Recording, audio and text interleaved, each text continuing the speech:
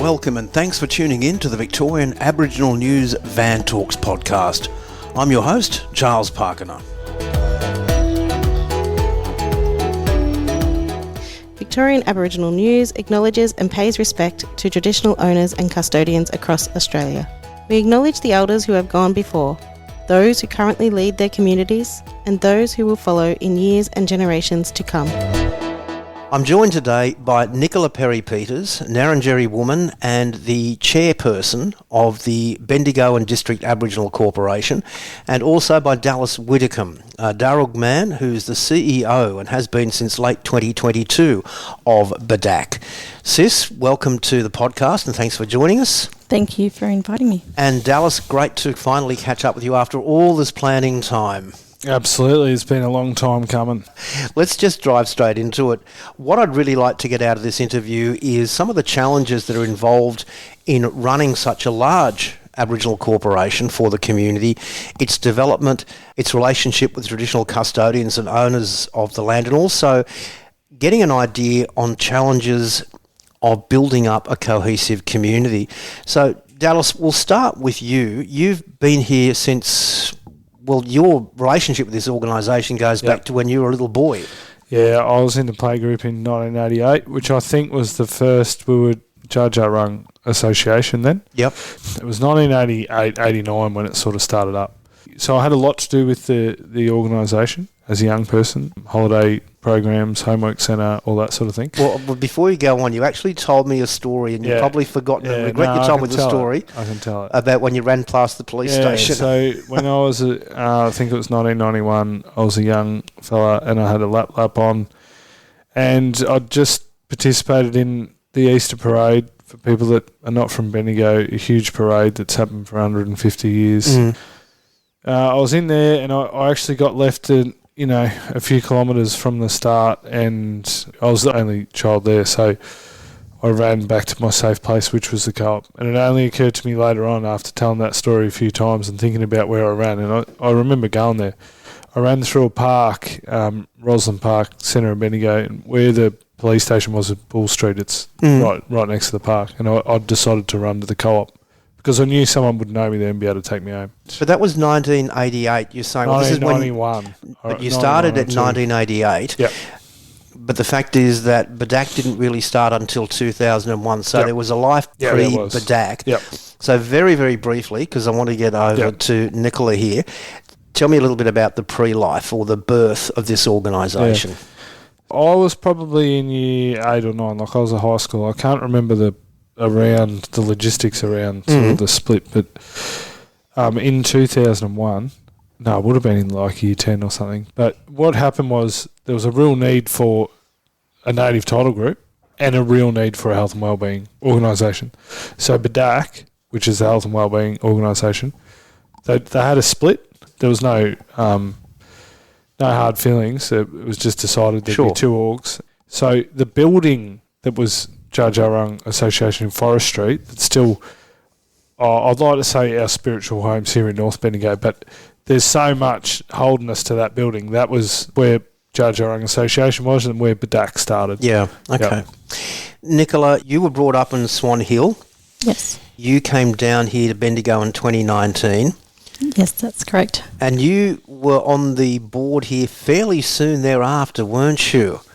Yes, yeah, I was approached initially just to fill in a vacancy, and then following being on that for a couple of months, I was voted in at the next AGM, so yeah, it's been a good ride.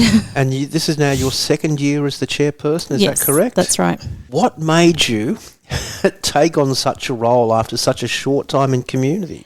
I've always been part of organisations. In Swan Hill, I was a part of the board for MDAS. I was part of the advisory committee, a number of other committees. So it's always been, I guess, something that I've done because that's what's been taught to me. My mum was very involved in community committees and, advocacy for community. So it's, I guess you could say it's kind of in my blood.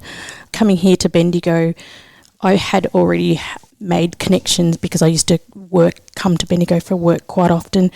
So when I was approached, I must admit at first I was a bit apprehensive because I didn't want to be seen as coming in and just taking over. Like it, Sure. As I said, wasn't my community. I knew that I did have something to offer as well. So after speaking to a few people in community, I did accept the nomination. And to be honest, I didn't anticipate that I would be voted into the chair position. Well, regardless of whether it's Bendigo or Swan Hill, establishing a cohesive community always has its challenges. Yeah. What are some of the key challenges that you've encountered down here, and how have you overcome them? I guess just ensuring that community have a voice at the table, that they feel like that they can approach the board and that the board is, working in their best interests. That's, something that I really hold close to my values, is that, being that advocacy for community. And I hope that really shows with the way that I do conduct myself as a board member.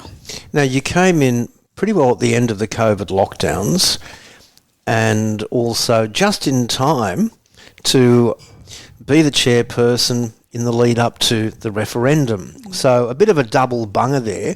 As the chairperson, what were some of the key challenges that you believe were faced by the organisation, not just by you, but as a result of COVID lockdowns and the referendum? Just getting community to come back to the co-op, I guess, like having that confidence and trust in BDAC. So being able to hold community events, to have that feel of community again, I think was really important. And, having Dallas come in as a CEO role, and I think, me and Dallas think alike in the way that, we are about that sort of grassroots community feel that we want to bring to our service. And I think, like with the referendum, throughout the whole process, we very much about how it was going to impact on our community and how we could protect our community. Unfortunately, we did have some instances of racism that came through, just in people being targeted in community. Our venue here, our building, our signs out the front were graffitied with racist slogans. So we really felt like that we had to kind of wrap our arms around community and try and protect them as much as possible. And we did hold an event the day after the referendum for that reason. Like, whether it was going to be good news or bad news, we wanted to make sure that, there was a space for community to just come together and process, I guess, the results. And unfortunately, they were bad. Following on from your comment about the racist attacks that happened here, and you've got to call them attacks because that's exactly what they were. I do recall seeing a media release that came out from BDAC and also from JARA as well. I think it was a third organisation, I can't remember. The Bendigo Reconciliation Action Group that spoke to this and talked about the real problems that it confronted, or that community confronted as a result of this. Dallas, what did it mean to the staff here when these racist attacks came out? Well, look, to be honest, we hid as much as we could. We said we were attacked because it was on a Saturday morning. Yeah. We thought it was really important to remove it as soon as possible. So as soon as the police had done their 5-10 minutes that they needed to do, take photos, we got it removed. But we thought it was really important to call it out. It was really early on in the piece, if I remember. It was a couple of months out. It was, yeah. I spoke with Nicola, and I'll just go back before when Nicola said, she was the chair really early. We all knew Nicola. Bendigo and Swan Hill are close communities. Yeah. A lot of families, everyone's got families, one or the other, so we all know Nick. So that's why she's our chair. So the staff were hurt. We had staff that helped get it off. I cried when I was here and seen the sign because it wasn't fair. We weren't pushing either side. Nicola and the Reconciliation Action Group worked so hard. I wouldn't have thought any other community have open forums for Bendigo. So we had open forums for the mainstream population, where there was a number of us on a panel to talk about what we thought about the referendum. We had an Aboriginal guy on there who said he didn't support it. So we really opened it up for community to get as much information as they could off us, and we were still attacked. So it was hard. It was hard, and the attacks haven't stopped. There's still stuff that happens here that is just not right. Can you talk to some of those? Oh, we've just been getting some real random racial mail and things like that. What, physical mail? Yeah. I assume they're handed over to the police straight away. Yeah. How does that impact on staff morale? I can't imagine it's good. A lot of it is the leadership that have to deal with it. Yeah. You know, staff aren't aware of all the racial stuff that happens, but I don't know, there's part of you that just works harder. So the board and myself and a few others are the leaders. Some of us may have thought the referendum was going to get up. I didn't think it was planned well enough, so I always worried. But there was some mental health money because communities needed it. There was some federal money that come out for mental health, and we decided in a board meeting we were going to put the best, biggest concert on the next day because no matter what, we need to be with our community. Yeah. We made a sign, said stronger than ever. We flew a drone in the sky. I had a big photo of everyone. We had Isaiah Firebrace play here. It was the biggest concert. It was amazing, but it was important to be together. The relationship with Jara, or the Dja Dja Wurrung Clan's Aboriginal Corporation, how's that been over the past several years, and how important a role does that play in BDAC's existence and operations? Yeah, well, I think it's really important that we're here to acknowledge them as well, you know, and anything to do with native title, you know, resource management, any of that stuff, I think it's quite clear that that's their work, and they do a lot of that work here too. The relationship's really important, and in some places it's not as good as we've got it here, so it's important to acknowledge. I think there is a part that we need to sit down, and we've got a lot of meetings coming up around building a partnership, even though our work's so much different. A lot of their work is resource management, it's cleaning creeks, it's doing cultural surveys and all that sort of thing, where we're really working with the health and wellbeing. But if we can bring that together. Yeah. And what about from the board's perspective, Nicola? Yeah, I think, you know, we all acknowledge that it's really important that we do consult with JARA, anything to do with native title sort of work, as well as ensuring that we see them as our, I guess, leaders in anything that we do with a cultural aspect. So, you know, using their language for our buildings, such as our kindergarten, Jimbaya, and also a lot of our programs do have JARA names as well. So we've got a new build as well, which I'm sure we will have some, you know, incorporation of the JARA language throughout that as well. And of course, the big thing is that in all promotions from BDAC, you don't just say we're looking after community in the Bendigo and surrounding area, but the Dja Dja Wurrung area. Yes. That's the community you look after and care for. Absolutely. And I think we have had a dinner with the JARA board as well, and we've had conversations around how we can work better together. So it's an ongoing conversation that we'll continue to have, you know, where there's opportunities for that crossover, we'll certainly take them. What are some of the challenges that you believe, and we'll stay with you, Nicola, that this organisation faces up to 2029? Because I believe you come out with your 2024 to 2029 strategic plan, which is fairly ambitious, there's no doubt about that. Mm-hmm. What are some of the key challenges that you believe are in achieving that? Now, whether it's government support, community support. What we want is funding for the things that we have in our plan that we want to achieve for our community. You know, it does come down to funding. Yeah. So, you know, if there's a chance of anyone giving away funding, please let us know. Well, talking about funding then, and we'll head over to Dallas right now, and that is, of course, the elephant in the room. It's a good elephant in the room, which is that big concrete slab out the front there, which is great to see. It wasn't there last time because you and the politicians were turning the sod for the new medical centre. So tell us a bit about that, and then we'll look at some of the challenges from your perspective going forward to 2029. So about 8 years ago, we moved to this site. Built a new clinic. Fortunate enough to get some federal funding to do that at the time. We ran out of room pretty quickly. So at the moment you're waiting about a month for a doctor's appointment, which we want to really improve. We want to bring on allied health. We are exploring dental. We're going to have it. You mentioned this when we spoke last. We're going to have a dental area. I say exploring because it seems to be a really hard market to sort of hit into. It's funded jointly, feds and state. So no one really wants to take the responsibility for dental. But we're building a new clinic. Yeah. So we've been fortunate enough to get state funding at this point. Hopefully there'll be some more. We're putting in a lot of our own too. I think that's a really important thing to say. The board have allocated a certain amount of funding of our own money. Yeah, so we're going to have a huge clinic. It's going to have like 12 just GP rooms, 3 or 4 allied health, 2 dental areas, heap amount of meeting spaces. We'll have 75 staff, some of them that are off-site now, that'll move back, and they'll be sitting upstairs. But as the CEO for the organisation, so looking after the operational side, and it's a rapidly growing organisation, you've got, as Nicola mentioned, the Jimbaya kindergarten, you've got the men's shed here, you've got offices, you've got the new medical facility being built, you've got relationships with the Jar Jar Warang to attend to as well, and everything else that goes with running a multi-million-dollar organisation with, over 130 staff, I believe? Over 200. Yeah. Over 200 staff. Yep, Let me say 200. right now, your annual report is now well and truly out of date. Yeah. And that's what's happened. So in 2022, at the end of 22, we had about 110 staff. And So we've you've got to grown be a over significant employer 200. within the area. We are. Yeah. We'd be the biggest employer of Aboriginal people here.